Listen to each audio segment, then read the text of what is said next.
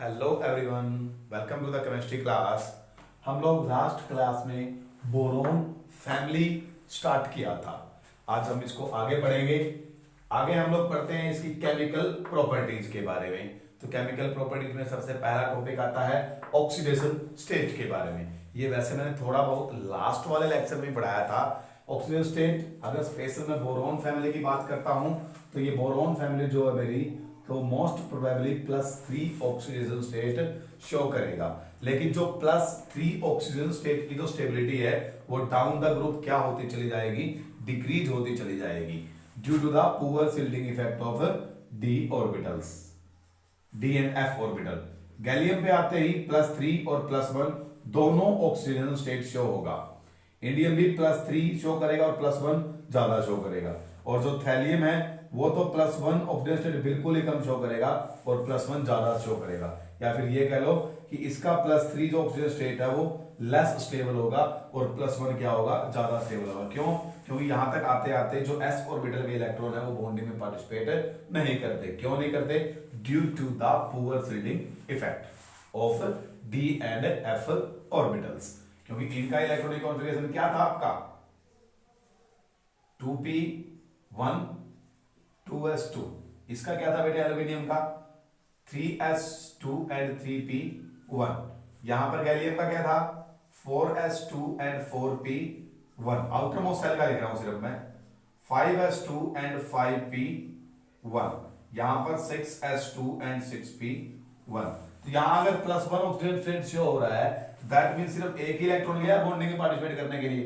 ये वाला तो आपका बॉन्डिंग के अंदर जा ही नहीं रहा है बेटे, जो s वाला है। क्यों नहीं जा रहा? क्योंकि यहां तक आते आते जो पीछे डी और एफ आ लिए हैं उनका पुअर शिल्डिंग इफेक्ट था, न्यूक्लियर चार्ज यहां तक ज्यादा पहुंच गया। तो ये वाले जो s ऑर्बिटल के इलेक्ट्रॉन्स है या जो s ऑर्बिटल है वो ज्यादा टाइटली बाउंड हो गया, अटैच्ड हो गया न्यूक्लियस के साथ। दैट्स व्हाई यहां से इलेक्ट्रॉन इजीली रिमूव नहीं हो पाया। तो सिर्फ +1 ऑक्सीडेशन स्टेट ही आई है। +3 तो इसकी अनस्टेबल रहती है। अगर ये कहीं पर +3 ऑक्सीडेशन स्टेट शो भी कर देगा तो तुरंत +1 बना लेगा अपने आप को, 2 इलेक्ट्रॉन लेकर कहीं पे। इसलिए कहते हैं अगर जो आपका थैलियम +3 ऑक्सीडेशन स्टेट में है या कोई कंपाउंड है ऐसा Tl का जहां पर Tl +3 ऑक्सीडेशन स्टेट शो कर रहा है, तो वहां पर ये कंपाउंड जो है उसका या Tl3 पॉजिटिव है वो एक ऑक्सीडाइजिंग एजेंट का काम करेगा। किसका काम करेगा बेटे? ऑक्सीडाइजिंग एजेंट का। क्यों? क्योंकि इसके पास टेंडेंसी है कि ये 2 इलेक्ट्रॉन को एक्सेप्ट करके अपने आप को Tl पॉजिटिव में ले आएगा। क्योंकि Tl पॉजिटिव इसकी क्या है oxidation state, more stable oxidation state है ये इसकी, जो +1 आ रही है। इसलिए ये क्या करेगा, 2 इलेक्ट्रॉन लेने की कोशिश करेगा। और अगर ये 2 इलेक्ट्रॉन लेगा तो इसका क्या होगा, सॉरी गेन ऑफ इलेक्ट्रॉन क्या होता है, रिडक्शन। क्या होता है? रिडक्शन। अगर इसमें खुद का रिडक्शन हुआ है तो किसका काम करेगा, ऑक्सीडाइजिंग एजेंट का काम करेगा। अब इसने इलेक्ट्रॉन लिए तो किसी से तो लिए होंगे, किसी ने इलेक्ट्रॉन लॉस किए होंगे तभी तो इसके पास है। अगर उसने इलेक्ट्रॉन लॉस किए हैं तो क्यों किए, क्योंकि इसने लिए हैं, तो अल्टीमेटली इसी ने उसके इलेक्ट्रॉन लॉस करवाए हैं। और लॉस ऑफ इलेक्ट्रॉन क्या होता है, ऑक्सीडेशन। तो ऑक्सीडेशन करवाया किसने, इस Tl3 पॉजिटिव ने। इसलिए Tl3 पॉजिटिव किसका काम कर रहा है, ऑक्सीडाइजिंग एजेंट का काम कर रहा है आपका। किसका काम कर रहा है बेटा, ये ऑक्सीडाइजिंग एजेंट का काम कर रहा है ये आपका। कहिएगा मेरी बात यहां तक, ये किसका काम करेगा, ऑक्सीडाइजिंग एजेंट का काम करेंगे ये लोग। और डाउन द ग्रुप जब आओगे तो +1 की जो प्रोबेबिलिटी है ऑक्सीडेशन स्टेट की वो बढ़ती चली जाएगी। और +3 जो +3 ऑक्सीडेशन स्टेट है उसकी स्टेबिलिटी क्या हो जाएगी, डिक्रीज होती चली जाएगी due to the inert pair effect, या फिर ये कह दो कि due to the poor shielding effect of d and f orbitals. ये था आपका ऑक्सीडेशन स्टेट के बारे में। उसके बाद आता है ट्रेंड इन केमिकल रिएक्टिविटी। ये आप मत पढ़ना, इसको पढ़ने की जरूरत है नहीं आपको। उसके बाद सीधा आ जाइए रिएक्टिविटी टुवर्ड्स डाई ऑक्सीजन या फिर एयर।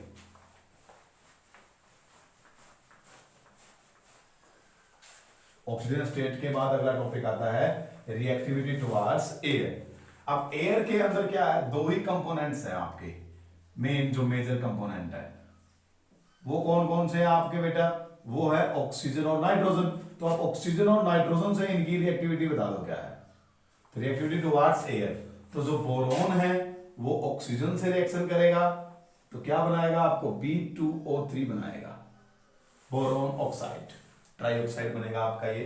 उसके बाद एल्यूमिनियम जो है वो भी ऑक्सीजन से रिएक्शन करेगा और क्या बनाएगा आपका बेटा ये Al2O3 बना के देगा आप लोगों का। ऐसे ही जब ये नाइट्रोजन से रिएक्शन करेंगे तो क्या बनाएगा आपके नाइट्रोजन N2BN बनाएगा। ऐसे ही एल्यूमिनियम जब नाइट्रोजन से रिएक्शन करेगा तो क्या बनाएगा बेटे AlN बनाएगा। यहां पर एक बात ध्यान रखिएगा, वैसे जो बोरोन है वो एयर से रिएक्शन नहीं करता होता और क्रिस्टलाइन फॉर्म में तो स्पेशली क्रिस्टलाइन फॉर्म में ना बोरोन रिएक्शन करता ना एल्यूमिनियम करता। नीचे वाले कर लेते हैं गैलियम इंडियम थैलियम वो वाले कर लेते हैं रिएक्शन विदाउट एनी प्रॉब्लम। ये तो करता ही नहीं है रिएक्शन ऑक्सीजन के साथ। कब? जब ये क्रिस्टलाइन फॉर्म में होता है। क्रिस्टलाइन फॉर्म का मतलब जब पार्टिकल वेल अरेंज्ड हो। पार्टिकल क्या हो? वेल अरेंज्ड हो। जैसे ये यहां मैं पार्टिकल दिखा रहा हूं आपको। अब यहाँ ये एक मैंने क्रिस्टल बना दिया है मान लो, तो यहां पर क्या है पार्टिकल बिल्कुल अच्छे से एक दूसरे के साथ अटैच्ड है।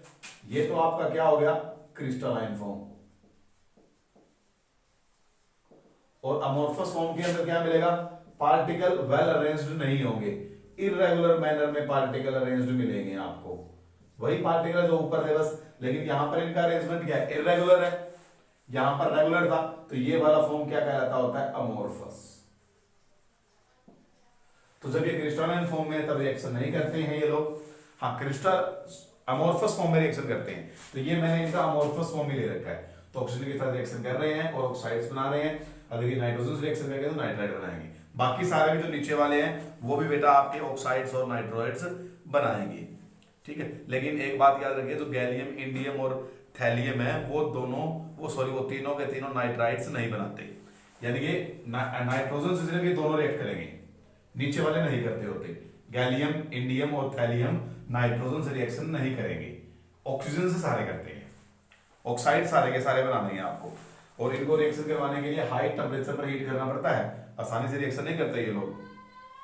अब अगर मैं यहां से इस Bn को उठाता हूं तो Bn की जो स्ट्रक्चर है ना, वो जो Bn है वो एक स्लिपरी इन टच होता है, काफी स्लिपरी है ये। मतलब जैसे ग्रेफाइट आपने देखा होगा, ग्रेफाइट को अगर हाथ में लोगे, जैसे पेंसिल का जो अंदर पेन होता है उसका पाउडर सा देखोगे आप, काफी ज्यादा सोपी सा टच में होता है। ओके, तो ऐसा ही Bn भी ऐसे सोपी इन टच होता है। और जो ग्रेफाइट के स्ट्रक्चर में हेक्सागन्स बनते होते हैं, यहां पर भी हेक्सागन्स ही बनेंगे। तो हम लोग इसकी जो स्ट्रक्चर है वो ग्रेफाइट के साथ सिमिलर है, उससे इसकी प्रॉपर्टियां मैच खा रही है स्ट्रक्चर स्पेशली बेटा। ठीक है, ग्रेफाइट के अंदर भी हेक्सागन्स बनते होते हैं और एक लेयर होती है हेक्सागन्स की, फिर दूसरी लेयर होगी, फिर तीसरी लेयर होगी, दोनों एक दूसरे से वीक फोर्स से अटैच होती है, वो सारी की सारी लेयर आपस में। यहां पर भी ऐसे ही हेक्सागन्स बनेंगे और ऑल्टरनेट डबल बॉन्ड बनेगा, जैसे कि boron nitrogen nitrogen boron boron और नाइट्रोजन। यहां पर पहले सिंगल सिंगल बॉन्ड लगा दो, फिर एक एक ऑल्टरनेट डबल बॉन्ड बना दो, मतलब एक छोड़ के एक डबल बॉन्ड लगा दो, फिर यहां जोड़ दो अगेन बोरोन, फिर नाइट्रोजन बेटे, सॉरी यहां पर फिर क्या आएगा नाइट्रोजन आपका, और यहां पर क्या आएगा बोरोन, और ये नाइट्रोजन। एक डबल बॉन्ड यहां लगा दो, एक यहां लगा दो, यहां मत लगाना, आगे सब में दो दो आएगा। ये आगे बॉन्डिंग में पार्टिसिपेट करेंगे, आगे भी करता चलेगा, ये चेन आगे तक एक्सटेंड होती रहेगी बेटा। चेन को कोई दिक्कत नहीं है एक्सटेंड होने में। इस प्रकार से आपकी बुक में स्ट्रक्चर बना के भी दे रखा है उसने, आप ऐसा ऐसा स्ट्रक्चर ड्रॉ कर लीजिएगा। तो ये ग्रेफाइट का स्ट्रक्चर भी ठीक ऐसा ही होता है बेटे आपका। ओके, यहां तक मेरी बातें। तो इसीलिए हम लोग Bn को इनऑर्गेनिक ग्रेफाइट भी कहते हैं। Bn को क्या कहते हैं? इनऑर्गेनिक ग्रेफाइट भी कहते होते हैं इनको हम लोग। उसके बाद इससे नीचे लिख रखा है acid base character of oxides and hydroxides. जो ये बोरोन फैमिली है, इनका जो ऑक्साइड्स और हाइड्रोक्साइड्स बनता है, उनका एसिड बेस कैरेक्टर क्या है? मतलब वो एसिडिक होते हैं, बेसिक होते हैं, क्या चीज है? अगर मैं इनके ऑक्साइड्स लिखता हूं, सबसे पहले B2O3, उसके बाद Al2O3 बेटा, यहां पर Ga2O3 आ जाएगा, In2O3, यहां पर Tl2O आएगा, क्योंकि ये यहां पर सबके अंदर जो ये मेटल है वो 3 पॉजिटिव स्टेट है, लेकिन यहां पर +1 ज्यादा स्टेबल होती है, इसलिए Tl2O आया है। आना तो क्या चाहिए था? Tl2O3, लेकिन ये वाला क्या है? अनस्टेबल होता है, इसलिए तुरंत इसमें कन्वर्ट हो जाता है ये, इसलिए यहां पर यही बनेगा। अब ये है इनके ऑक्साइड्स बेटा, और अब बात करता हूं मैं हाइड्रोक्साइड्स की। हाइड्रोक्साइड में BOH का थ्राइस, AlOH का थ्राइस बच्चों। उसके बाद आपका गैलियम GaOH का थ्राइस, अगेन InOH का थ्राइस। यहां पर सिंपल बनेगा TlOH। OH का थ्राइस नहीं आया, अगर OH का थ्राइस आ गया तो Tl पे +3 स्टेट आ जाएगी, वो ये शो नहीं करता होता, वो अनस्टेबल रहती है। तो बेटा अगर मैं बात करूं इनके एसिड बेस करैक्टर की, एसिड बेस करैक्टर, तो बच्चों जो इनका एसिड करैक्टर जो होता है वो टॉप टू बॉटम डिक्रीज होता है। क्लियर है? एसिड करैक्टर क्या होगा? डिक्रीज। एसिड करैक्टर क्या होगा? डिक्रीज होगा। और अगर मैं बात करूं बेसिक करैक्टर की डाउन द ग्रुप, तो बेटा जो बेसिक करैक्टर है, अगर एसिडिक करैक्टर डिक्रीज हो रहा है तो ऑफ कोर्स बेसिक करैक्टर क्या होगा? बढ़ेगा। तो बेटा बेसिक करैक्टर क्या होगा? टॉप टू बॉटम इनका इंक्रीज होगा। क्या होगा? बेसिक करैक्टर मेरा इंक्रीज होता चला जाएगा। तो यानी कि ये वाला जनरली एसिडिक होता है, ये दोनों एम्फोटेरिक होते हैं, और ये दोनों क्या होते हैं? फुली बेसिक करैक्टर शो करते होते हैं। ऐसा इसके अंदर भी, ये एक एसिडिक ऑक्साइड होएगा, ये दोनों एम्फोटेरिक ऑक्साइड होते हैं, और ये दोनों क्या होते हैं? आपका बेसिक ऑक्साइड्स होते हैं। एम्फोटेरिक का मतलब जो एसिड करैक्टर भी शो करता है और बेस करैक्टर भी शो करता है। तो जो एसिड करैक्टर है वो घट रहा है क्योंकि ये एसिड है और ये बेस है, और बेसिक करैक्टर बढ़ रहा है क्योंकि ये एसिड है और ये फुली बेस है बेटा। ओके, इस ट्रेंड को याद रखिएगा, वेरी वेरी इंपॉर्टेंट थिंग्स है बेटा ये आपका सिलेबस का। उसके बाद आता है reactivity towards acid and bases. तो एसिड एंड बेसिस के प्रति यहां पर क्या था? रिएक्टिविटी टुवर्ड्स एयर पढ़ी हम लोगों ने। आगे आता है reactivity towards acid and bases.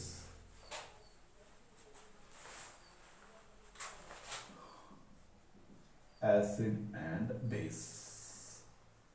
तो अगर मैं स्पेशली बात करता हूं सबसे पहले एसिड की, तो बेटा ये नॉन ऑक्सीडाइजिंग जो बेस होते हैं, सॉरी एसिड होते हैं, उनके साथ रिएक्शन नहीं करते।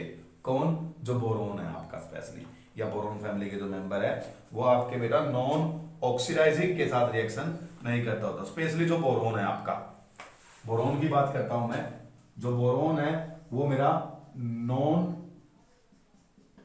ऑक्सीडाइजिंग जो एसिड है, नॉन ऑक्सीडाइजिंग एसिड का मतलब होता है जो सामने वाले का ऑक्सीडेशन ना कर सकता हो, ऐसा एसिड। जैसे HCl हो गया, अब ये तो सामने वाले को हाइड्रोजन देगा, और अगर हाइड्रोजन देगा तो उसको हाइड्रोजन मिलेगी, तो उसको अंदर एडिशन ऑफ हाइड्रोजन होगा, एडिशन ऑफ हाइड्रोजन तो रिडक्शन होता है, तो इसने रिडक्शन करवाया है, तो ये नॉन ऑक्सीडाइजिंग हो गया नहीं होगा, मतलब ऑक्सीडाइजिंग नहीं करवा रहा है। ठीक है, तो नॉन ऑक्सीडाइजिंग एसिड के साथ बोरोन रिएक्शन नहीं करता। ओके, ये ऑक्सीडाइजिंग एजेंट के साथ करेगा, जैसे कि आपका HNO3 हो गया, मोस्ट स्ट्रॉन्गेस्ट ऑक्सीडाइजिंग एजेंट होता है ऑर्गेनिक केमिस्ट्री के अंदर आपका, या केमिस्ट्री के अंदर आपका HNO3। तो HNO3 के साथ रिएक्शन करेगा in presence of concentrated H2SO4, और बनेगा क्या? H3BO3, that is the boric acid. Formula याद रखिएगा इसका, H3BO3 क्या होता है आपका? बोरिक एसिड होता है। प्लस में क्या निकलेगा बेटे? NO2 निकलेगा आपका। तो जो तुम्हारा बोरोन है वो नॉन ऑक्सीडाइजिंग एसिड के साथ रिएक्शन नहीं करता होता, ऑक्सीडाइजिंग एसिड के साथ रिएक्शन करेगा, ये आपका ऑक्सीडाइजिंग एसिड है। लेकिन बाकी जो एल्यूमिनियम हो गया जैसे आपका, वो ऑक्सीडाइजिंग एसिड से भी रिएक्शन करेगा और नॉन ऑक्सीडाइजिंग एसिड से भी वो रिएक्शन करेगा। एल्यूमिनियम, गैलियम, इंडियम, थैलियम, वो सारे के सारे ऑक्सीडाइजिंग एसिड से भी रिएक्शन करेंगे और नॉन ऑक्सीडाइजिंग एसिड से भी रिएक्शन करेंगे वो लोग। क्लियर है यहाँ तक मेरी बात? बेस वाला कैरेक्टर मत पढ़ना, जो एक्शन ऑफ एल्कलीज है वो मत करना। रिएक्टिविटी टुवर्ड्स हैलोजन आ जाइए, रिएक्टिविटी टुवर्ड्स हैलोजन।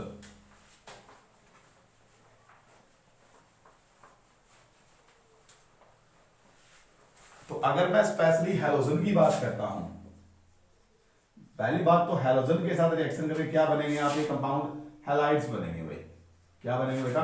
हैलाइड्स। जैसे कोई भी मेटल ले लिया मैंने, या कोई भी बोरोन फैमिली का मेंबर ले लिया मैंने, उसकी रिएक्शन करवाऊंगा मैं H2 मतलब हैलोजन के साथ, तो क्या बनेगा मेरा? MX3 बनेगा, ट्राई हैलाइड्स बनेगा मेरा। ये क्या है बेटा? ये ट्राई हैलाइड्स। यहां पर हम लोग बोरोन के ट्राई हैलाइड्स की डिस्कस करेंगे, आपके सिलेबस में बोरोन के ही ट्राई हैलाइड्स है सिर्फ। और एक बात याद रखिएगा, जो TlI3 जो है वो एग्जिस्ट नहीं करता, या वो अननोन कंपाउंड है।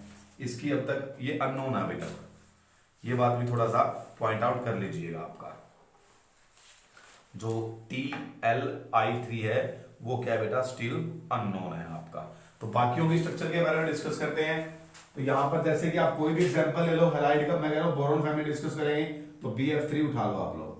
सबसे पहले इनकी स्ट्रक्चर की बात करते हैं। तो जो बोरोन है उसका इलेक्ट्रॉनिक कॉन्फ़िगरेशन 1s2, 2s2 और 2p1 है। s के अंदर 2 इलेक्ट्रॉन पड़े हैं और p के अंदर क्या है, 1 इलेक्ट्रॉन है। लेकिन जब बोरोन किसी के साथ भी रिएक्शन करेगा, मान लो फ्लोरीन के साथ कर रहा है, आयोडीन के साथ कर रहा है, क्लोरीन से या ब्रोमीन से, किसी से भी कर रहा है, तो ये क्या होगा, जो इसकी इलेक्ट्रॉनिक कॉन्फ़िगरेशन वो ऑक्साइडेड स्टेट में जाएगी और एक इलेक्ट्रॉन s ऑर्बिटल से निकल करके p ऑर्बिटल में चला जाएगा। तो इस प्रकार से 3 अनपेयर्ड ऑर्बिटल्स बन जाएंगे आपके, या 3 अनपेयर्ड इलेक्ट्रॉन यहां पर बन जाएंगे आपके।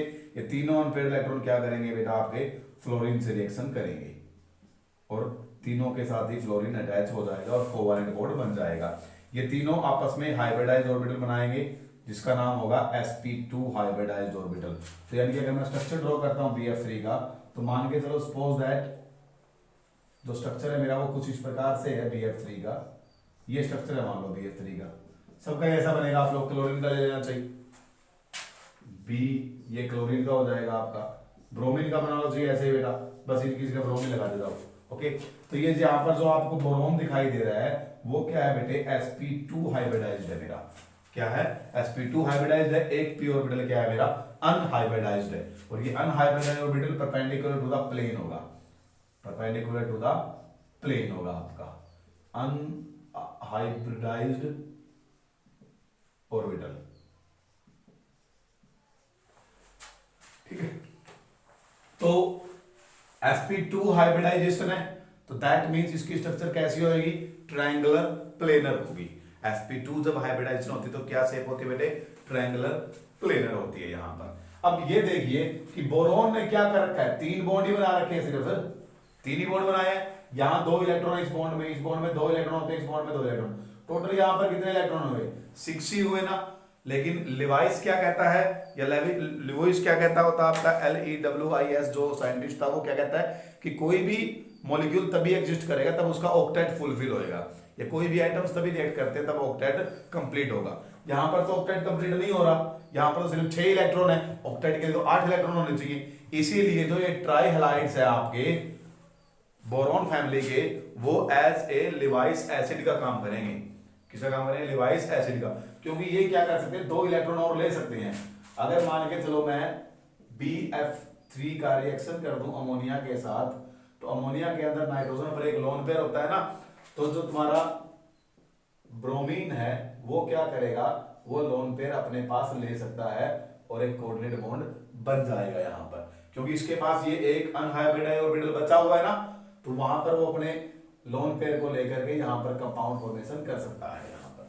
तो जो इलेक्ट्रॉन पेयर को एक्सेप्ट करता है उसे लिवाइस एसिड कहते हैं, जो इलेक्ट्रॉन पेयर को डोनेट करता है उसे लिवाइस बेस कहते हैं। तो यहां पर क्या हो रहा है, इलेक्ट्रॉन पेयर एक्सेप्ट कर रहे हैं ये, क्योंकि ये इलेक्ट्रॉन डेफिशिएंट स्पीसीज है। क्या है, इलेक्ट्रॉन डेफिशिएंट स्पीसीज है ये, इसलिए ये किसका काम करेंगे बेटा, लिवियस एसिड का काम करेंगे ये लोग। A for acid, A for electron pair acceptor, A for acceptor और A फॉर एसिड। इस प्रकार से आप थोड़ा सा ट्रिक बना के याद कर सकते हो उसको। हाँ जी, तो मैंने बोला बोरोन के ट्राई हैलाइड हम डिस्कस करेंगे। तो बोरोन का BF3 हो गया, अगर क्लोरीन के साथ होएगा तो BCl3 होगा, अगर ब्रोमीन के साथ होगा तो BBr3 होगा, आयोडीन के साथ Bi3 होगा। तो मैंने कहा कि ये एज ए एसिड का काम करेंगे, लिवाइस एसिड का। तो जो लिवाइस एसिड का इनका स्ट्रेंथ है वो टॉप टू बॉटम इंक्रीज होगा। तो यानी कि ये वीक लिवाइस एसिड होगा, ये थोड़ा स्ट्रॉन्ग या उससे स्ट्रॉन्ग लिवाइस एसिड होगा, ये सबसे स्ट्रॉन्ग लिवाइस एसिड होगा। यानी कि ये इसके पास सबसे ज्यादा प्रोबेबिलिटी है इलेक्ट्रॉन पेयर को एक्सेप्ट करने की, इसके पास कम प्रोबेबिलिटी है इलेक्ट्रॉन पेयर को एक्सेप्ट करने की। ऐसा क्यों हो रहा है, इसका रीजन ये है बेटे, क्योंकि जो ये बोरोन है, सॉरी इसके बोरोन के फ्लोरीन के साथ जो बॉन्ड बना रखे हैं, जो फ्लोरीन अटैच्ड है, उनके पास 3 लोन पेयर और प्रेजेंट है। ऐसे ही क्लोरीन में भी लोन पेयर प्रेजेंट है। लेकिन एक बात याद रखिएगा, जो फ्लोरीन के जो लोन पेयर है वो 2p ऑर्बिटल में है। इसकी फ्लोरीन की कॉन्फ़िगरेशन जो होती है वो क्या होती है आपकी 1s2 2s2 2p5 ये होती है। तो इसके जो लोन पेयर है वो 2p ऑर्बिटल में है या फिर 2s ऑर्बिटल में है आपके, ठीक है। तो ये क्या कर देते, और यहां पर कौन सा ऑर्बिटल एम्प्टी है, यहां पर भी 2p ऑर्बिटल ही क्या है बेटा आपका एम्प्टी है, अनहाइब्रिडाइज्ड है। तो ये क्या करता है, फ्लोरीन अपने लोन पेयर्स को ब्रोमीन के जो अनहाइब्रिडाइज्ड एम्प्टी ऑर्बिटल है उसमें डोनेट कर देता है। क्लियर है यहां तक। तो यहां पीछे से बॉन्डिंग हो रही है इस प्रकार से, बैक डोनेशन हो रहा है, इसलिए इसका नाम है बैक बॉन्डिंग। क्या नाम है बेटा, बैक बॉन्डिंग। और पी पाई बैक बॉन्डिंग है क्योंकि इसका पी ऑर्बिटल के जो इलेक्ट्रॉन्स है वो इसके पी ऑर्बिटल में जा रहे हैं, और वो गए सिर्फ इसलिए है क्योंकि इसका भी 2p ऑर्बिटल है और इसका भी 2p ऑर्बिटल है। तो दोनों का जो साइज है या जो एनर्जी है वो लगभग सिमिलर है, इसलिए इलेक्ट्रॉन बड़ा इजीली यहां से निकल के बाहर चले गए। लेकिन जब यहां पर मैं लोन पेयर की बात करूंगा क्लोरीन की, वो 3p में होते हैं, और यहां पर एम्प्टी ऑर्बिटल कौन सा है 2p, तो यहां पर बैक बॉन्डिंग होने में थोड़ा सा प्रॉब्लम होगा, या फिर बैक बॉन्डिंग होने के कम चांसेस है। और अगर क्लोरीन की जगह ब्रोमीन आ जाएगा तो ब्रोमीन के तो लोन पेयर कहां होंगे 4p में होगा, तो वहां पर बैक बॉन्डिंग और भी कम होगी। क्लियर है। और अगर आयोडीन करूंगा तो उसमें और भी कम बैक बॉन्डिंग होगी। तो अगर बेटा यहाँ बैक बॉन्डिंग होने से इलेक्ट्रॉन आ गए तो यहाँ पर इसकी इलेक्ट्रॉन डेफिशिएंसी कंप्लीट हो गई। जो इसके पास 2 इलेक्ट्रॉन की कमी थी वो यहाँ से पूरी होगी, वो यहाँ से भी 2 इलेक्ट्रॉन आ सकते हैं।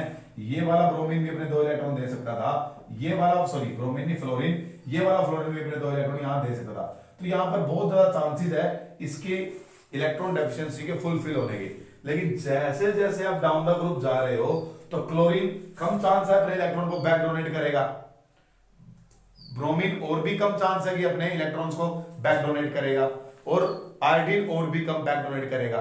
तो यानी कि वहां पर इलेक्ट्रॉन की जो डेफिशिएंसी वो फुलफिल नहीं हो पाती डाउन द ग्रुप, इसलिए down the group acidic factor क्या होता चला जाता है, बढ़ता चला जाता है आपका। याद रखिएगा यहां पर बैक बॉन्डिंग हो रही है, बैक बॉन्डिंग होने के कारण पी पाई बैक बॉन्डिंग होने के कारण BF3 वीक लिवाइस एसिड है आपका। ओके, उसके बाद प्रॉपर्टीज ऑफ बोरोन आता है, ये मत पढ़िएगा आप लोग, कोई जरूरत नहीं है पढ़ने की प्रॉपर्टीज ऑफ बोरोन को। उसके बाद एनोमलस प्रॉपर्टीज ऑफ बोरोन, यानी कि जो बोरोन है वो आपका एनोमलस प्रॉपर्टी शो करेगा। एनोमलस का मतलब औरों से अलग प्रॉपर्टी का शो करना, और औरों से अलग प्रॉपर्टी क्यों शो करता है, इसका रीजन क्या है। पहला, एक्सेप्शनली स्मॉल साइज है, स्मॉल आयनिक रेडियस है, एटॉमिक रेडियस स्मॉल है इसका, हाई आयनाइजेशन एनर्जी है। उसके बाद एब्सेंसी ऑफ डी ऑर्बिटल्स होता है बेटा, ये भी रीजन है।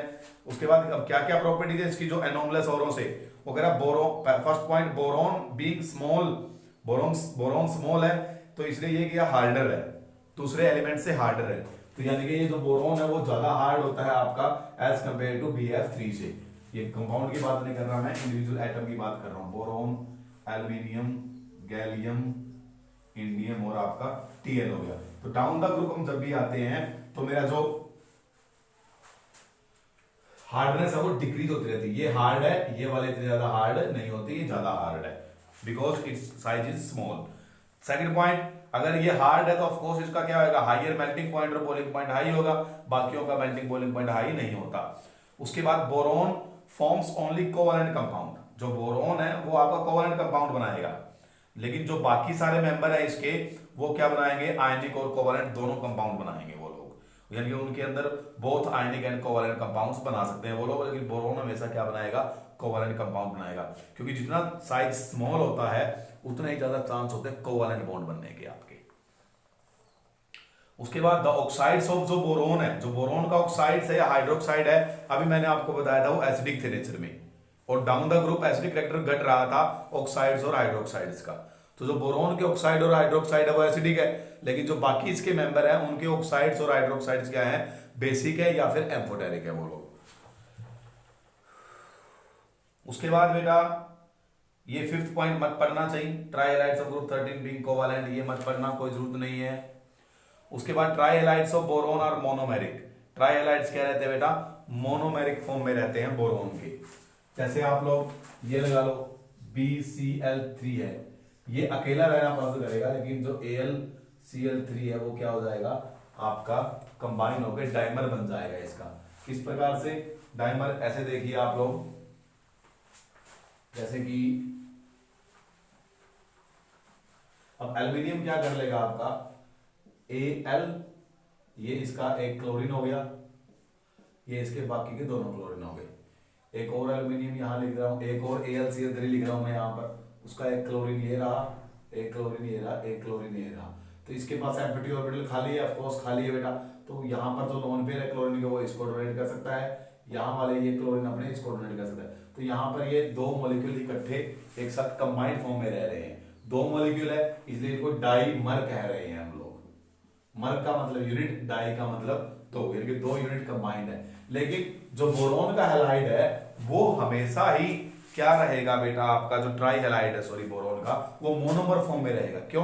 क्योंकि बोरोन का साइज स्मॉल है, इसलिए वो 4 हैलोजन को अपने पास एकोमोडेट नहीं कर सकता, मतलब 4 हैलोजन को अपने पास अटैच नहीं कर सकता। जैसे यहां तो एल्यूमिनियम ने 4 हैलोजन अपने साथ अटैच कर लिए, देखो आले दुआले से, 2 ये रहे 2 ये रहे, 4 हो गए। ऐसे बोरोन नहीं कर सकता, बोरोन के साइज बिल्कुल स्मॉल है, तो 4 हैलोजन उसके आले दुआले नहीं आ सकते, इसीलिए वो क्या है, मोनोमर की फॉर्म में रहता है और ये डाइमर की फॉर्म में एग्जिस्ट करता है। क्लियर है यहां तक? तो आज का लेक्चर हमारा यहीं तक है, यहां तक अच्छे से पढ़ लीजिएगा। तब तक के लिए bye tata, have a nice day all of you.